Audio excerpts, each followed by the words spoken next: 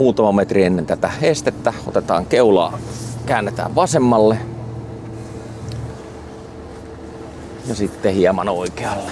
Ideahan tässä on se, että saadaan tää kärrilinja sellaiseksi, että se on sit helppo saada sitä tonne talliin peruutettua. Morjesta.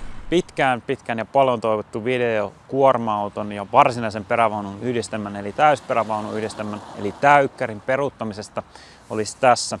Tätä videota on toivonut erityisesti sellaista, jolla on edessä kuljettajatutkintoon kuuluva käsittelykoe, jossa se yhdistelmä täytyy peruuttaa rajatussa ajassa rajatulla alueella. Tämä käsittelykoe itse asiassa hiljattain muuttui niin, että siitä poistui tämmöinen 90 asteen kulma ja tilalle tuli enemmän työelämässä tarpeellisia taitoja korostava osuus. Mutta tästä käsittelykokeesta on lisää videon loppupuolella, jossa siirrytään TTS:n harjoituskentälle. Tämä video onkin tehty kaupallisessa yhteistyössä TTS:n kanssa. Ja alkupuolella mä kerron omista periaatteista. Mulla on 4 periaatetta, joiden avulla mä oon oppinut täykkärin peruuttamista, joiden avulla mä edelleen täykkäriä peruuttelen. Peruuttaminen oli pitkään mulla täykkärin ajamissa jotain sellaista, mikä mua aina jännitti. Ja oli vähän aina semmoinen stressi siitä, että tuleeko tilanteita, jossa sitä joutuisi peruuttamaan. Mähän olen suurimman osan urastani ajanut vaihtolavaa yhdistelmällä, jossa peruuttamista ei kovin paljon tarvitse. Mutta kyllä tilanteita aina tulee vastaan, jos se peruuttaminen on tarpeeseen, joten se taito on syytä osata. Mutta tuossa vaihtolavatyössä oli se hyvä puoli, että sitä peruuttelua oli mahdollista opetella pikkuhiljaa kerrallaan sellaisessa tilanteessa, missä ei ollut mitään paineita. Ja uskoisin, että koulusta ylipäätään ei valmistu valmiita peruuttajia, vaan se harjoittelu jatkuu sitten työelämän puolella ja sitä harjoittelua kannattaakin mahdollisimman paljon olla siellä työelämässä aina sopivissa paikoissa. Esimerkiksi kahvitauolla kannattaa miettiä, että parkkeerasiko sen yhdistelmän peruuttamalla, jotta saisi sitä harjoitusta. Mua on jeesannut tämän peruuttamisen oppimisessa 4 periaatetta ja ensimmäinen periaate on se, että mä oon opetellut täykkäriä peruuttamaan suoraan. Siis saanut sen kulkemaan vaikkapa kadun reunan tai jonkun viivan suuntaisesti mahdollisimman pitkään. Ja tässä suoraan peruuttamisen opettelussa mulla on oikeastaan tullut tutuksi sitä yhdistelmän käytöstä sekä sitä, miten mun pitää rattia käännellä. Että oikealle kääntämällä saa kärrenhäntää oikealle, vasemmalle kääntämällä vasemmalle ja jos lähtee liikaa vasemmalle, niin pitää kääntää oikealle. Toisaalta on samalla huomannut, että pieni siinä peruuttamisessa on kaunista. Eli ihan ennen kaikkea ratin liikkeet pitää pitää pienenä. Kärryn häntä lähtee pienelläkin käännöksellä siellä aivan varmasti kääntymään. Lisäksi nopeus on pidettävä hyvin alhaisena, jotta kerkee seuraamaan sitä kärryä ja reagoimaan niihin virheisiin. Toisaalta pienenä täytyy pitää myös kääntöpöydän asento. Sitä ei saa päästä kääntymään liikaa. Ja tästä onkin hyvä siirtyä toiseen periaatteeseen, joka on se kääntöpöydän seuraaminen. Mä en seuraa vetoauton perää tai aisaa, mä seuraan sitä kääntöpöytä. Koko ajan se yhdistelmä liikkuu taaksepäin ja se kääntöpöytä ohjaa sitä kärryn häntää. Ja niitä semmoisia tilanteita, että kärry lähteekin menee liikaa johonkin suuntaan, niin tulee todennäköisesti sen kautta, että ei ole lähtenyt riittävän ajoissa oikaisemaan vetäjää sen kääntöpöydän eteen. Eli siinä vaiheessa, kun kääntöpöytä on kärryn suuntainen, niin se kärry kyllä kulkee suoraan, mutta koko yhdistelmä ei välttämättä kuljekaan. Eli jos vetoauto on siinä vaiheessa vinossa sen kääntöpöydän edessä, niin käänteli sitä vetoautoa mihin suuntaan tahansa, niin se kärryn häntä lähteekin sitten menee mihin sattuu. Ja jos tämmöinen tilanne tulee, tai jos kääntöpöytä pelkästään jo lähtee liikaa kääntymään, niin mä otan aina eteenpäin. Ja tulee 3. periaate, joka on eteenpäin ottamisen merkityksen ymmärtäminen. Mulla se merkitys on ainoastaan sen yhdistelmän suoristaminen, tarkemmin sanottuna ehkä kääntöpöydän suoristaminen ja sellaiseen tilanteeseen pääseminen, jossa mä pystyn taas tekemään niitä pieniä ratin liikkeitä. Jos mulla on tosiaan kääntöpöytä, sanotaanko joku yli 45 astetta kääntyneenä, niin silloin mä joutun sitä rattia aika paljon veivailemaan, eikä se ole hyvä tilanne. Ei mitään sellaista, vaan tosiaan eteenpäin ja pötkö suoraksi ja sitten taas kevyesti pienin liikkeen ohjailemaan sitä kääntöpöytää. 4. periaate on oikean lähtöasennon tärkeys. Eli pyrkii ajamaan sen yhdistelmän jo hyvään lähtöasentoon, joka on mielellään semmoinen, että se on yhdistelmässä mahdollisimman suorassa ja josta näkee sitten oman peilin kautta sitä kääntöpöytää ja näkee vaikkapa jo niitä vierellä olevia kohteita, joita täytyy varoa. Jos mä ajan laiturin eteen yhdistelmän, mä ajan vetoautolla ensin laiturista ohi, sitten mä ajan ohi vastakkaiselle puolelle ja sitten ehkä linjaan siellä laiturin kanssa, jotta pääsee siihen tilanteeseen, jossa niitä pieniä liikkeitä pystyy sitten tekemään. Ainahan täysin suoraan saaminen ei ole mahdollista, mutta mahdollisimman suoraan se yhdistelmä on hyvä saada ja lähteä sitten tavoittelemaan sitä tilannetta, jossa näkyvyys alkaa olla kunnossa ja kääntöpöytä ja vetoauto mahdollisimman hyvässä linjassa. Tällaisia periaatteita täykkärin peruuttamisessa mulla siis on. Siirrytään nyt siihen käsittelykokeeseen. Se uudistus ihan hiljattain ja mulle se uusi käsittelykoe on täysin vieras. Tästä siitä siirrytäänkin Nurmijärven Rajamäelle. Nyt mä oon täällä Rajamäellä TTS eli Työtehoseuran harjoituskentällä. Täällä on jo keilat ja auto valmiina ja tässä on kouluttaja Aaltosen Jukka. Morjesta. Hei hei. Ja teilläkö pääsee täällä harjoittelemaan peruutusta? Niin Joo. Vaan tarvii. Joo, kyllä. Että radat on valmiina ja autot on valmiina, että niin paljon pääsee peruuttamaan, että sitten kun kokeen hetki lähestyy, niin ollaan sitten sillain valmiina, että saadaan se käsittelykoe suoritettua. No ja mitäs sitten kun käsittelykoe on läpi, niin pääseekö täällä peruuttele siihen malliin, että on valmis sitten työelämässä vai onko kukaan valmis työelämässään siirtyessä? No joo, siitä voidaan olla montaa mieltä. Yleensä näin koulussa niin saavutetaan se tietty taso ja sitten kun lähdetään sinne työelämään, niin sitten varsinaisesti tulee sitten se kokemus sieltä kautta. Mutta pyritään antaa mahdollisimman hyvät valmiudet siihen.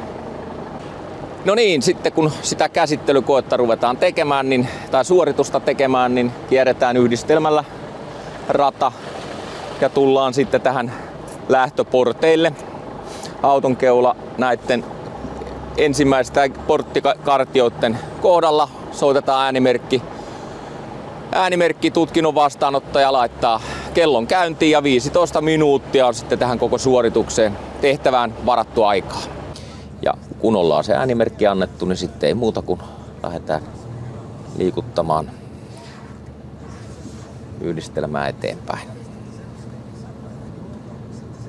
Ja tosissaan kun ollaan tämän viimeisen tötterön täällä etupuolella, niin sitten lähdetään kääntämään auton keulaa kohti tänne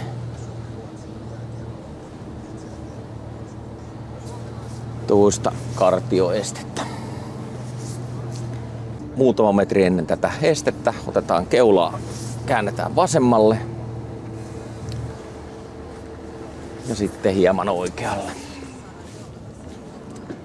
Ideahan tässä on se, että saadaan tää kärrilinja sellaiseksi, että se on sitten helppo saada sitten tonne tallin peruutettua. Nythän mun on otettava huomioon, että mulla on esteet täällä oikealla puolella, ettei tuo vetoauton kulma kaada oikean puolen kartioita ja samalla mä seuraan, että tuo perävaunu menee tonne talliin.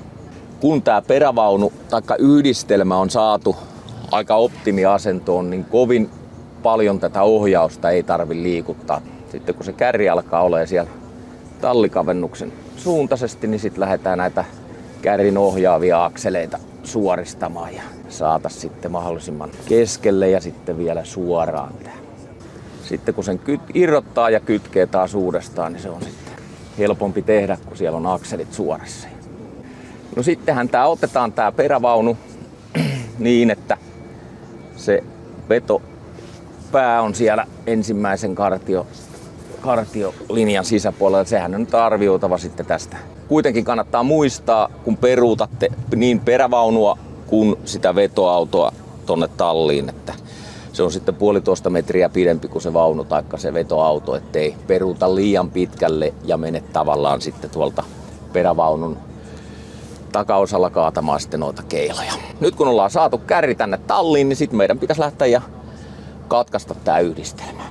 Aloitetaan se tuolta takanta eteenpäin, eli laitetaan ensin nuo pyöräkiilat takemaisten akselien keskimmäisen pyörän eteen ja taakse. Sen jälkeen otetaan ilmaletkut ja johdot pois ja nostetaan tappi ylös. Nyt olisi semmoinen vaihe, että sit pitäisi lähteä ton vetoauton kanssa käymään tuolla vetoauton tallissa. Tää hieman keulaa tänne oikealle ja sitten peruutetaan vetoauto sinne vetoauton talliin. Ja tässäkin kannattaa olla huolellinen sitten, vaikka tää tuntuu aika helpolle peruuttaa tää vetoauto tänne talliin, ettei peruta sitä liian pitkälle. Ja nyt se voi katsoa sitten, missä kohtaa se on riittävästi se joko kuolleen kulman peilistä tai sitten tästä sivuikkunasta. Nyt kun ollaan käyty vetoautolla täällä vetoauton tallissa, niin sitten me otetaan tää auto tuohon perävaunun eteen ja suoritetaan uudestaan se kytkentä. Ja niinhän se oli, että kun äsken suoraan tää jätettiin, niin jos molemmista peileistä näkyy saman verran, niin se pitäisi olla keskellä. Muistakaa aina, että koskaan sitä kytkentää ei saa suorittaa niin, että mentäisi katsomatta. Tästä päältä mä katson vähän tätä linjaa, että se sattuu hiukan, se voisi olla tänne vasemmalle, eli nyt kun mä menen tonne autoon, mä pikkasen käännän sitten ohjausta. Ja tässä kohtaa tietysti sitten se korkeus, että korkeus on hyvä, että se onnistuu ja sitten ei muuta kuin laitetaan kahvalukitusasentoon.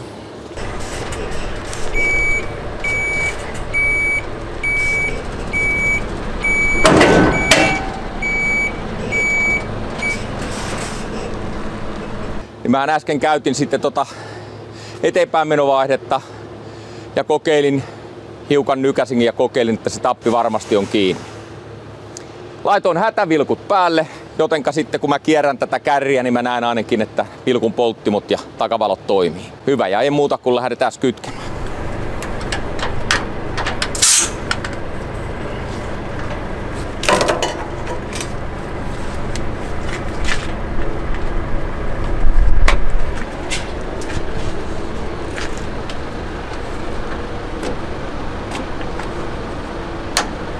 Kun ollaan saatu letkut ja johdot kiinni, otetaan kiilat pois. Ja katsotaan, että takavalot toimii ja vilkut toimii.